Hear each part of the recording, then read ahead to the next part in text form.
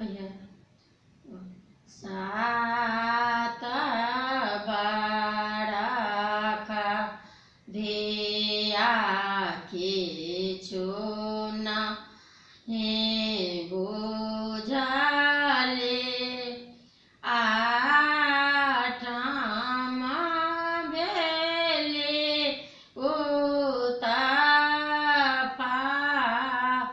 उतपालय नाम बरखा धिया मार बच्चा रे बैसाले आबा बाबा करो कन्यादान नाम बरखा धिया मार बच्चा रे बैसाले करो बाबा आबा कन्यादान किए तू खेला बेटी की ये पहिराला किए लाए भेला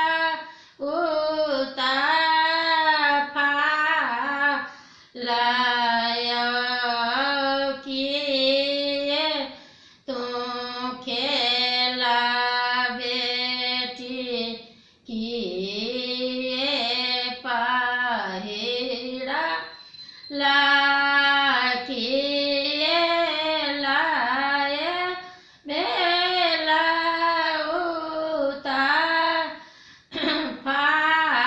उतपालय खीरा जे खेलिए बाबा चीरा पहिरालहुँ सिन्दूर लाए भेलहुँ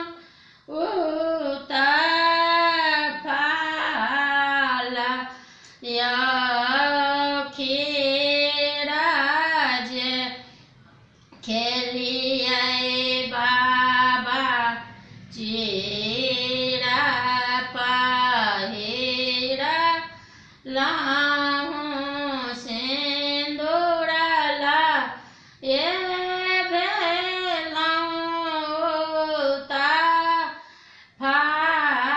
उतपालय बामहि बैसाला महिला चोमा नादाहिना बैसाला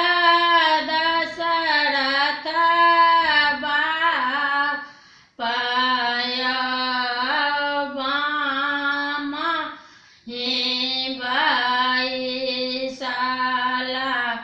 राम महिला चुमन दाहिना बैसाला दशरथ बापय तिलाए कुशलाए बैसाला जाना करी सीता लेली जांगी